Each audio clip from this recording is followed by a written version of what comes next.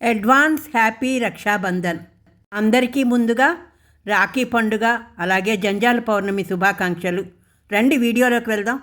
Hi అండి, శ్రీనివాసం నుంచి నేను పార్థని. ప్రతి ఏడాది శ్రావణ మాసంలో వచ్చే పౌర్ణమి అంటే శ్రావణ పౌర్ణమి రోజున ఈ రాఖీ పండుగ జంజాల పండుగ జరుపుకుంటాం.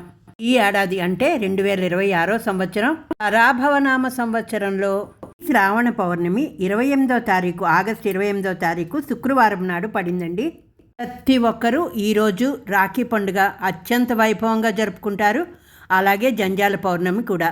ఈ రాఖీ పౌర్ణమి జంజాల పౌర్ణమి గురించి విశేషత ఏంటో తెలుసుకుందాం.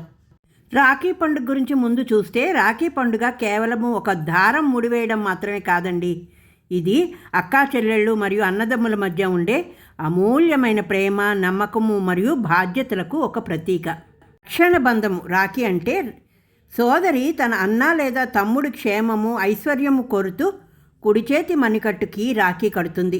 సోదరిని కష్టాల నుంచి కాపాడుతానని సోదరుడు వాగ్దానం చేసి బహుమతులు ఇస్తాడు. అక్క కానీ చెల్లె కానీ అన్న తమ్ముళ్ళకి రాఖీ కొడుతూ ఆయురారోగ్యాలతో ఎప్పుడూ విజయావకాశాలతో వర్ధిల్లాలని దేవుణ్ణి ప్రార్థిస్తారు. దానికి ప్రతిఫలంగా అన్న తన చెల్లెలకు కానీ అలాగే తమ్ముడు తన అక్కకు కానీ జీవితాంతం తోడుగా ఉంటూ ఎలాంటి కష్టాల్లోనే రక్షణగా ఉంటానని మాట ఇస్తాడు.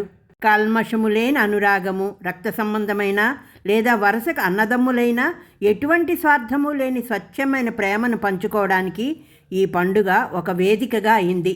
చిన్నతనంలో కలిసి పెరిగిన జ్ఞాపకాలను నెమరవేసుకుంటూ పెద్దయ్యాక కూడా ఒకరికొకరు ఆపదలో అండగా నిలవాలనే బాధ్యతను ఈ రక్షాసూత్రము నిరంతరము గుర్తు చేస్తూ ఉంటుంది. అక్కలు తమ తమ్ముళ్లకు రాఖీ కట్టి దీవిస్తే, చెల్లెళ్లకు అన్నలు తమ ప్రేమను కానుకల రూపంలో కూడా వ్యక్తపరుస్తారు. సమాజాల్లో ఎంత మార్పు వచ్చినా కూడా తోడబుట్టిన వారి మధ్య అనుబంధాన్ని మరింత బలపరిచే అద్భుతమైన సాంప్రదాయమే ఈ రాఖీ పండుగ యొక్క విశేషత. శ్రీనివాసంలో నేను చూపించే రాఖీలైతే మా పాప అయితే వాళ్ళ అన్నకైతే పంపించిందండి. అలాగే మా మనవాళ్ళిద్దరికీ కూడా తను ప్రతి ఏడాది రాఖీలు పంపిస్తుంది. ఉన్నప్పుడు తనే కడుతుంది, లేని రోజు మా మనవాళ్ళిద్దరికీ వాళ్ళ అత్త పంపించిన రాఖీలు నేనే కడతాను. ఒక సాంప్రదాయం. మా కుటుంబంలో మా చిన్నప్పుడు మాత్రం మేము నలుగురు అక్క చెల్లెళ్ళు, మా అన్నదమ్ముడికి అయితే మేము ఏనాడు కట్టలేదు. మేము కాకినాడలో ఉండేవాళ్ళం. అప్పుడు ఈ రాఖీ పండుగ గురించి ఇలా కట్టాలని కూడా మాకెవరు చెప్పలేదు, మేము కట్టలేదు. అదే పద్ధతి ఇప్పటిదాకా పాటిస్తున్నాం. అయితే మా పిల్లలు ఏంటంటే మేము హైదరాబాద్లో ఉండడం ఇలాగ చూసి ఒకళ్ళకొకళ్ళు నేర్చుకొని ఇప్పుడు మా పాప అయితే తన తమ్ముడికైతే రాఖీ కట్టడం అలవాటు చేసుకుందండి. ప్రతి సంవత్సరం పోస్టు ద్వారా తనకి పంపిస్తుంది రాఖీ. పురాణాల ప్రకారం చూస్తే పూర్వం దేవతలకు రాక్షసులకు యుద్ధం జరిగినప్పుడు ఇంద్రుని రక్షించడానికి ఆయన భార్య ఇంద్రాణి శ్రావణ పౌర్ణమి నాడు రక్షాబంధనం కట్టిందని పురాణాలు చెప్తున్నాయి. శ్రీ మహావిష్ణువుని రక్షించడానికి లక్ష్మీదేవి బలిచక్రవర్తికి రాఖీ కట్టిందని ప్రతీతి. శ్రీకృష్ణుడికి సుభద్ర రాఖీ కట్టడం ద్వారా ఈ బంధం మరింత ప్రాధాన్యత సంతరించుకుంది. రక్షాబంధనాన్ని ఒక్కసారి కట్టించుకుంటే ఇక సంవత్సరం అంతా దుష్ట ప్రేత పిశాచ బాధ ఉండదని, అనారోగ్యాన్ని అశుభాన్ని పోగొడుతుందని ధర్మరాజుకి శ్రీకృష్ణుడు చెప్పాడు. రక్షాబంధనానికి చాలా పెద్ద గొప్ప శక్తి ఉందండి. రక్షాబంధనం సందర్భంలో ఇవే శ్లోకం: ఏన బద్ధో బలిరాజా దానవేంద్రో మహాబలః తేన త్వమభిబధ్మామి రక్షేమ చలమాచల. దీనిలో రక్షాబంధనం అంటే సాక్షాత్తు శ్రీ మహావిష్ణువు శక్తి అని తెలియజెప్పే భావం ఇమిడి ఉంది. రక్షాబంధనం గురించి తెలుసుకున్నాం కదా. ఇప్పుడు శ్రావణ పౌర్ణమి రోజు జంజాల పౌర్ణమి, అది ఎందుకు ఏ విధంగా అన్నది కూడా ఈరోజు తెలుసుకుందాం.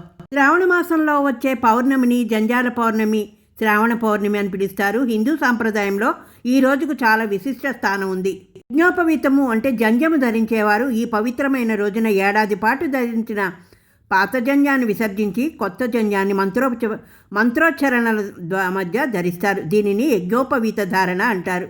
ఉపనయనం పొందిన ద్విజులు అంటే బ్రాహ్మణ, క్షత్రియ, వైశ్యులు ఈ రోజున విధిగా గాయత్రి మంత్ర జపము, అర్చనలు చేసి నూతన యజ్ఞోపవీతాన్ని స్వీకరిస్తారు. హిందూ మతంలో ముఖ్యంగా అనేక కులాలు, ముఖ్యంగా బ్రాహ్మణులు దారము ధరించే సాంప్రదాయాన్ని కలిగి ఉన్నారు. దీనినే సంస్కృతంలో ఉపవీతం అని పిలుస్తారు. పండుగ ప్రతి సంవత్సరము శ్రావణ మాసంలో వచ్చే పౌర్ణమి రోజు జరుపుకుంటారు. ఇది పురుషులు మాత్రమే చేస్తారు. పండుగకు 2 రోజులు ఉన్నాయండి. ఒకటి ఋగ్వేదాన్ని అనుసరించి, మరొకటి యజుర్వేదాన్ని అనుసరించి ఉంటాయి. ఉపకర్మని శ్రావణ మాసంలో శ్రవణ నక్షత్రం ఉన్నప్పుడు, యజుర్ ఉపకర్మాన్ని శ్రావణ మాసంలో పౌర్ణమి తిథి ఉన్నప్పుడు ఈ పండుగ చేయబడుతుంది. ముందుగా సంధ్యావందనం చేస్తారు. తర్వాత గణపతి పూజ చేసిన తర్వాత కొత్త జంజాలకు అభిషేకం చేసి కుంకుమ మరియు పసుపు పూజతో పూజిస్తారు. తర్వాత శ్లోకం చెప్పి జంజాలని ధరిస్తారు. ఒకవేళ వివాహం అయిన వాళ్ళైతే ఈ విధానాన్ని 2 సార్లు చేస్తారు. కాళ్ళ నుంచి అయితే పాత జంజాలన్నీ తీసివేస్తారు. పాత జంజాన్ని తీయకుండా కొత్త జంజాన్ని తలపై నుండి ధరించాలి. తర్వాత పాత జంజం తీసివేసి మొక్కల మధ్య, పచ్చని మొక్కల మధ్య ఎవ్వరూ నడవని చోట వదిలిపెట్టాలి. కొత్త జంజం ధరిస్తూ సంకల్పం మంత్రం చెప్పుకోవాలి. పూర్వం ఉపనయనం అయిన పిమ్మటే విద్యాభ్యాసము ప్రారంభమయ్యేది. ఈ రోజునే జ్ఞానమునకు అధిదేవత హయగ్రీవ జయంతి కూడా జరుపుకోవడం విశేషం. యజ్ఞోపవీతం పరమం పవిత్రం ప్రజాపతేరస్య హజం ఉరస్తాద యుష్యమగ్రం ప్రతిముంచ శుభ్రం యజ్ఞోపవీతం బలమస్తు తేజ. శ్రీ మహావిష్ణువు యొక్క విజయగాథ పరంపరలో ఒక విశేషమైన కథ కూడా చెప్తారు. పూర్వం హయగ్రీవుడనే రాక్షసుడు దేవుని గురించి తీవ్రంగా తపస్సు చేశాట. తపస్సుకు మెచ్చిన దేవి నీకేం వరం కావాలో కోరుకోమంటే మరణం లేకుండా చూడమన్నట్టు తనకి. అయితే ఆమె దానికి అసాధ్యం అని చెప్పగానే హయగ్రీవుడు ఉన్నవాడి చేతిలో మాత్రమే తనకు మరణం వచ్చేలా అనుగ్రహించమన్నాడు. హయగ్రీవ ఉన్నవాడి చేయి అంటే ఏంటంటే గుర్రపు తల. దేవి అతన్ని అనుగ్రహించి అంతర్ధానమైపోయింది. వరంతో రాక్షసుడు దేవతలను ముప్పు తెప్పలు పెట్టాడు. విష్ణుమూర్తి ఆ రాక్షసుని ఎంత యుద్ధంలో నిరంతరము ఎదిరిస్తున్నా ఫలితం లేకుండా పోతుంది. శివుడు తరువాత ఒక ఉపాయం ద్వారా మహావిష్ణువు యొక్క ధనస్సుకు బాణాన్ని సంధించి ఉంచి విపరీతమైన అలసట కలిగి అగ్రభాగాన వాలి నిద్రపోతాడు. నిద్ర లేపడానికి ఎవరికి ధైర్యం చాలలేదు. దేవతలకైతే ఆ దేవతలంతా ఒక ఆలోచనకు వచ్చి వమ్రి అనే ఒక కీటకాన్ని పంపి ధనస్సుకున్న ఆ అల్లతాడుని కొరకమని చెప్పారు. కొరకగానే ఎవ్వరూ ఊహించిన విధంగా విష్ణువు మెడకు ఆ బాణం తగిలి ఆ విష్ణువు యొక్క తల ఎటో ఎగిరి వెళ్ళిపోతుంది. బ్రహ్మదేవుడు వెంటనే దేవుని గురించి తపస్సు చేస్తాడు. ఇప్పుడు ఆమె ప్రత్యక్షమయ్యి ఒక గుర్రపు తలను తెచ్చి విష్ణుమూర్తి శరీరానికి అతికించమని చెప్పారు. దేవతలు అలాగే చేస్తే హయగ్రీవం అతికిన విష్ణుమూర్తిలో మళ్ళీ జీవం వచ్చింది. ఆ హయగ్రీవం అతికిన విష్ణుమూర్తిలో మళ్ళీ జీవం వచ్చి లేచాడు. ఆ లేచిన రోజే శ్రావణ పౌర్ణిమ. ఆ తర్వాత హయగ్రీవుడిగా మారిన విష్ణుమూర్తి రాక్షసుని సులభంగా జయించాడు. దేవి శక్తి మహిమను, శ్రీ మహావిష్ణువు యొక్క తత్వాన్ని ఈ కథ తెలియజేస్తుంది. అందుకే శ్రావణ పౌర్ణమి నాడు హయగ్రీవ జయంతి కూడా జరపడం కనిపిస్తుంది. హయగ్రీవుడు అనగా శ్రీ మహావిష్ణువు యొక్క దివ్యమైన విశిష్టమైన అవతారం కాబట్టి హయము అనగా గుర్రము, గ్రీవము అనగా మెడ లేదా తల. అందువల్ల గుర్రపు తల మరియు మానవ శరీరం కలిగిన ఈ రూపాన్ని హయగ్రీవుడిగా పిలుస్తారు. ఈ స్వామిని విద్య, జ్ఞానము, వివేకము మరియు వేద విజ్ఞానానికి అధిపతిగా భావిస్తారు. ఈయనకు 4 చేతులు ఉంటాయి. పై 2 చేతుల్లో శంఖచక్రాలు, క్రింది చేతుల్లో జ్ఞానముద్ర, అక్షరమాల, జపమాల మరియు పుస్తకము, వేద గ్రంథాలు కలిగి ఉంటారు. రేపు జరుపుకోబోయే రక్షాబంధన్ అంటే రాఖీ పౌర్ణమి, అలాగే జంజాల పౌర్ణమి, అలాగే హయగ్రీవ జయంతి గురించి నాకు తెలిసిన సమాచారాన్ని మీ ముందు పెట్టాను.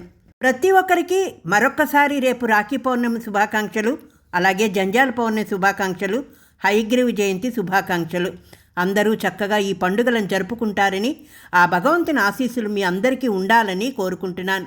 ప్రతి ఒక్క ఆడపిల్ల అంటే అక్క చెల్లెళ్ళు, అన్నదమ్ములకు రాఖీలు కట్టి వాళ్ళ ఆశీస్సులు అందుకుంటారు. ఈ వీడియో కానీ మీకు నచ్చితే ఒక లైక్ చేసి, షేర్ చేసి, సబ్స్క్రైబ్ చేసుకోండి. హైప్ బటన్ క్లిక్ చేయండి. మరొక కొత్త అంశంతో మళ్ళీ మీ ముందుకు నేను రావడానికి ప్రయత్నం చేస్తాను. అంతవరకు సెలవు. మీ పార్థ.